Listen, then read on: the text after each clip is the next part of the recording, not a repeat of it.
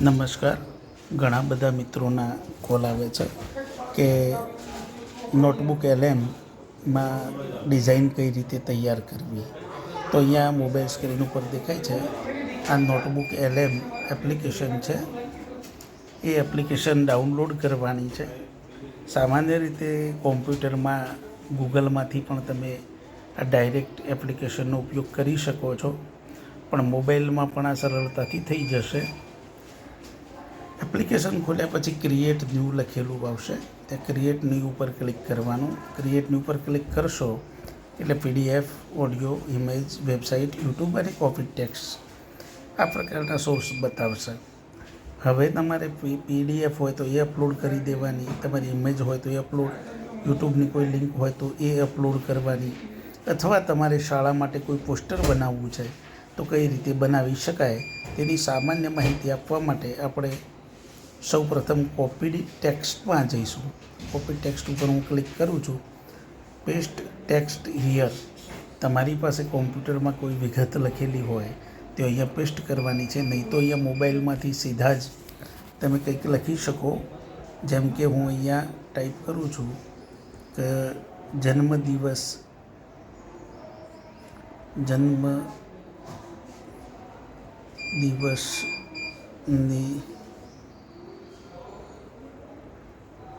શુભકામનાઓ.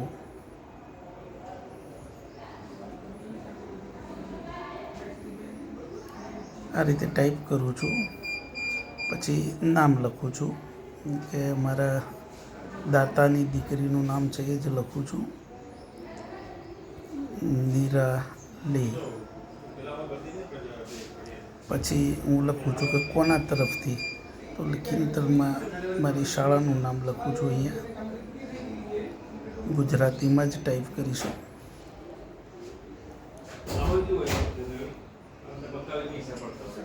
આ રીતે હું લખી દઉં છું. પછી આને ઇન્વર્ટેડ કોમામાં લઈ લેવાનું. ઇન્વર્ટેડ કોમામાં લઈ લઈશું અને હવે એની નીચે હું સૂચના આપું છું, પ્રોમ્પ્ટ કહેવાય. ઉપરોક્ત વિગતને આકર્ષક 3D ચિત્ર સહિત, આપણે એમ લખીએ કે આમાં આકર્ષક 3D ચિત્ર સહિત જન્મદિવસનું પોસ્ટર બનાવી આપો. મેં અહીંયા સૂચના લખી આ પ્રમાણે. ઉપરોક્ત વિગતના આધારે આકર્ષક 3D ચિત્ર સહિત જન્મદિવસનું પોસ્ટર બનાવી આપો.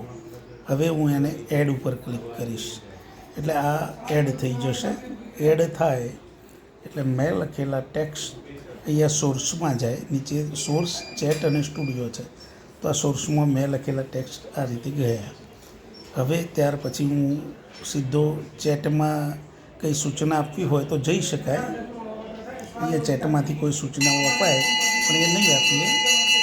સીધો હું સ્ટુડિયો ઉપર જઈશ. સ્ટુડિયો ઉપર અહીંયા વિડીયો બનાવવો છે તો વિડીયો બની જશે. ક્વિઝ, ફ્લેશ કાર્ડ, ઇન્ફોગ્રાફિક્સ અને સ્લાઇડ ડેક. તો કોઈ પણ બેનર બનાવવું છે શાળાનું તો ઇન્ફોગ્રાફિક્સની આ પેન ઉપર ક્લિક કરવાનું.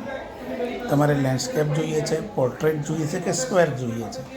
મારે સોશિયલ મીડિયામાં મૂકવા માટે સ્ક્વેર જોઈએ છે તો મેં સ્ક્વેર લખ્યું. સોર્સ કેટલાનો ઉપયોગ કરવાનો તો મેં લખ્યો છે એ 1. નીચે લેંગ્વેજ છે તો આ લેંગ્વેજમાંથી આપણે ગુજરાતી ભાષા સિલેક્ટ કરી લેવાની. મેં ગુજરાતી. આ પ્રોમ્પ્ટ લખ્યું છે. અહીંયા તમે લખી શકો આકર્ષક ગુજરાતી, બોલ્ડ ફોન્ટમાં, સુંદર કલરમાં આકર્ષક પોસ્ટર 3D ઇમેજ સહિત બનાવી આપો. મેં લખ્યું, આ સૂચના આપી. હવે જનરેટ કરીશ એટલે 2 થી 3 મિનિટમાં અહીંયા નીચે એની ડિઝાઇન બનીને તૈયાર થઈ જશે. ઇન્ટરનેટની ઝડપ ઉપર આધાર છે. જો નેટની ઝડપ નહીં હોય તો થોડોક સમય લેશે, 4-5 મિનિટ, નહીં તો 1-2 મિનિટમાં બની જશે. બની જાય એટલે હું આપને બતાવું છું. જુઓ અહીંયા નીચે નિરાલી માટે જન્મદિવસની શુભેચ્છા પોસ્ટર ડાઉનલોડ થઈ ગયું છે. એની ઉપર હું ક્લિક કરીશ એટલે અહીંયા આપણી ડિઝાઇન તૈયાર થઈ ગઈ હશે. આ રીતે તમારી કોઈપણ શાળાનો જન્મદિવસની આ 3D લખીશું તો 3D ઇમેજ આવશે અને આ રીતે સુંદર મજાનું પોસ્ટર થઈ જાય છે.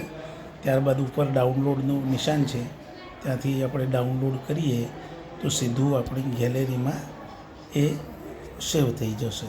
હું અહીંયા ડાઉનલોડમાં દબાવીશ એટલે મારી ગેલેરીમાં એ સેવ થાય છે. હવે તમે ગેલેરીમાં જોઈ શકશો. આ પોસ્ટર છે. આ રીતે તમે કોઈ પણ પોસ્ટર બનાવી શકો. ધન્યવાદ.